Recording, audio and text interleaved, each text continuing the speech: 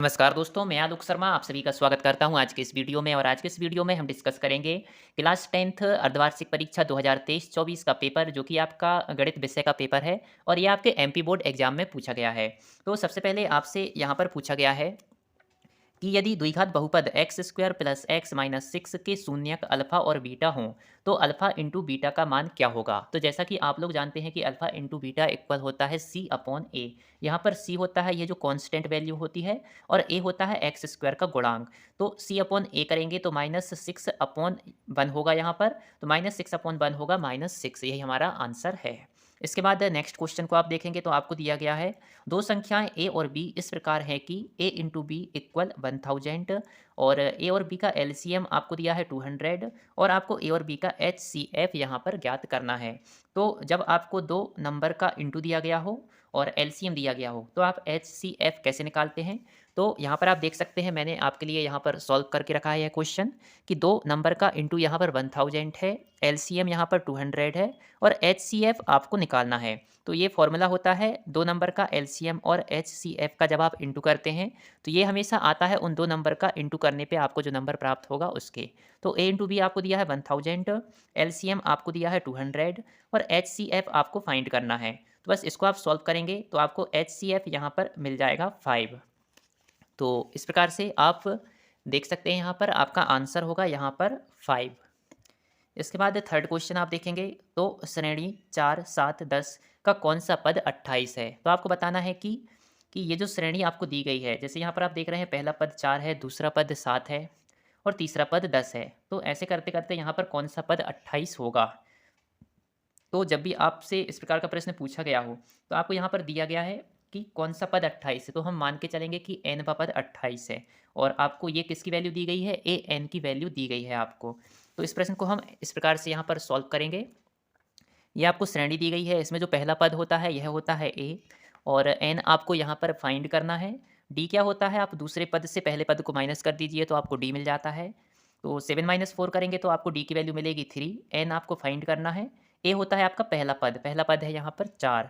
इसके बाद A N आपको दिया गया है 28। बस इन वैल्यू को आप यहाँ पर रखेंगे और आप इस प्रकार से सॉल्व करेंगे तो आपको एन की वैल्यू मिल जाएगी यहाँ पर 9 और बस यही आपका आंसर है। इसके बाद नेक्स्ट क्वेश्चन को हम देखेंगे यहाँ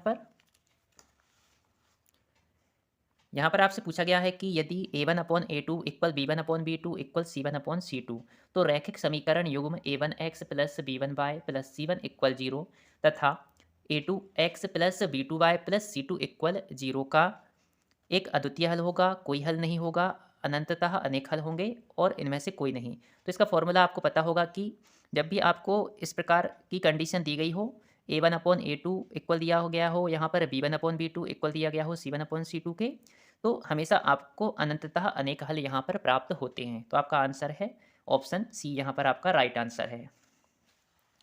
इसके बाद यहाँ पर आपसे पूछा गया है कि दो बिंदुओं P 0-2 और Q-2 0 के बीच की दूरी है। तो आपको दो बिंदुओं के बीच की दूरी यहाँ पर ज्ञात करना है। तो इसको हम किस प्रकार से करेंगे, तो इसको हम यहाँ पर देख लेते हैं। यहाँ पर आप देख सकते हैं P आपको दिया गया है 0-2, Q दिया गया है -2 0 और आपको इन दोनों बिंदुओं के बीच की दूरी ज्ञात करना है। तो दो बिंदुओं के बीच की दूरी का फॉर्मूला होता है P Q equal root x2 minus x1 का whole square plus y2 minus y1 का होल स्क्वायर। बस x2 यहाँ पर x2 x1 y1 y2 क्या है, तो ये होता है आपका x1 y1 और ये होता है आपका x2 y2। इन वैल्यू को आप यहाँ पर रख देंगे और जब आप सॉल्व करेंगे तो इस प्रकार से आपको मिलेगा 2√2। तो इस प्रकार से हम कह सकते हैं कि ये जो आपका क्वेश्चन है तो इसका राइट आंसर होगा यहाँ पर 2√2। तो ऑप्शन जो आपका ए है ये आपका राइट आंसर है। इसके बाद आपसे पूछा गया है कि किसी त्रिभुज ABC में DE समानांतर है AB के तथा CD इक्वल दिया गया है 3 और EC इक्वल दिया गया है 4 सेंटीमीटर और B इक्वल दिया गया है 6 सेंटीमीटर। तो आपको यहाँ पर DA की वैल्यू यहाँ पर फाइंड करना है। तो इस प्रश्न को हम कैसे सॉल्व करेंगे, तो यहाँ पर आप देख सकते हैं आपको दिया गया था यहाँ पर सी डी इक्वल 3 सेंटीमीटर और ए डी आपको फाइंड करना है। सी दिया गया है 4 सेंटीमीटर और बी आपको दिया गया है 6 सेंटीमीटर। तो बस इनकी वैल्यू आपको पता है। तो जब भी इस प्रकार से आपको दो रेखाएं समानांतर मिलती हैं तो ये जो अनुपात आप देख रहे हैं, ये जो साइड आप देख रहे हैं, इन साइड का जो अनुपात है वो हमेशा बराबर होता है। आप कह सकते हैं CD अपॉन AD इक्वल होगा CE अपॉन EB के।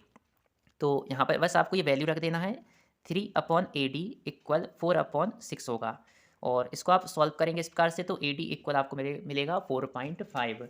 तो यहाँ पर आप देख सकते हैं आपका राइट आंसर यहाँ पर 4.5 कहाँ पर दिया गया है, तो ऑप्शन सी में आपको दिया गया है 4.5 सेंटीमीटर, यही आपका राइट आंसर होगा। इसके बाद अब हम देखते हैं रिक्त स्थान भरिए। तो यहाँ पर आपको दिया गया है घात 2 के किसी बहुपद के अधिकतम खाली स्थान शून्यक हो सकते हैं।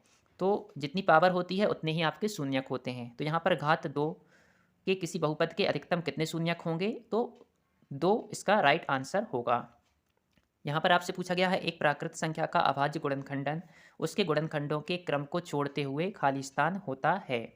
तो कोई भी प्राकृत संख्या यदि आप लेंगे और उसके अभाज्य गुणनखंड लेंगे तो उसके जो अभाज्य गुणनखंड है उनका क्रम आप आगे पीछे कर सकते हैं। जैसे कि यहाँ पर आप कह सकते हैं कि कोई भी एक नंबर ले लीजिए आप, जैसे आपने नंबर लिया यहाँ पर 18, तो 18 के आप जब फैक्टर निकालेंगे तो 18 के फैक्टर कितने होंगे, 18 के फैक्टर आप यहाँ पर निकाल के देख सकते हैं।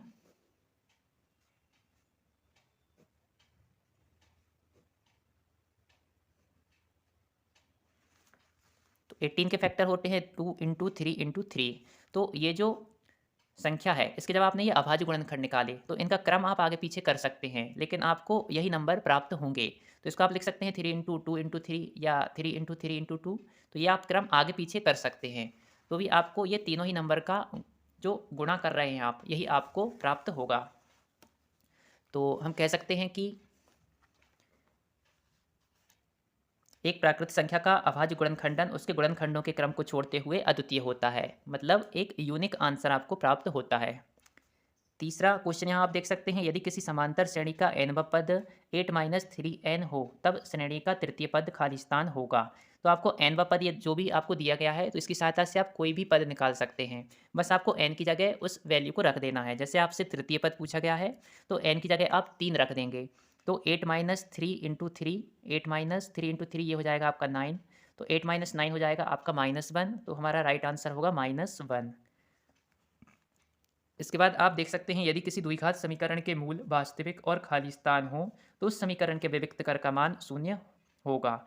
तो ये भी आपको याद होगा कि विविक्त कर के लिए जो आपको कुछ कंडीशंस दी गई हैं, तो विविक्त कर का मान 0 कब होता है, जब द्विघात समीकरण के मूल वास्तविक और समान होते हैं, तब विविक्त कर का मान 0 होता है। तो अब हम नेक्स्ट क्वेश्चन को देखते हैं। नेक्स्ट क्वेश्चन में आप देख सकते हैं दो समान कोणिक त्रिभुजों में उनकी संगत भुजाओं का अनुपात सदैव खाली स्थान रहता है। तो जब भी आपको दो समान कोणिक त्रिभुज दिए गए हों तो उनकी संगत भुजाओं का जो अनुपात होता है वह हमेशा समान होता है, यह आपका आंसर होगा। नेक्स्ट क्वेश्चन है दो आकृतियां जिनके आकार समान हो परंतु आवश्यक रूप से आमाप समान ना हो खाली स्थान आकृतियां कहलाती हैं। तो ऐसी आकृतियां जिनका आकार समान हो लेकिन वो उनका जो आमाप होता है वो यदि समान ना हो तो ऐसी आकृतियां समरूप आकृतियां कहलाती हैं, यह आपका राइट आंसर होगा। और इसके आगे के क्वेश्चन हम नेक्स्ट वीडियो में डिस्कस करेंगे। और यदि आपको मेरा वीडियो पसंद आया हो तो इसको लाइक अवश्य करें, और यदि आपने अभी तक मेरे चैनल को सब्सक्राइब नहीं किया है तो मेरे चैनल को सब्सक्राइब अवश्य करें। आपने मेरे वीडियो को देखा इसके लिए बहुत बहुत धन्यवाद। Thank you.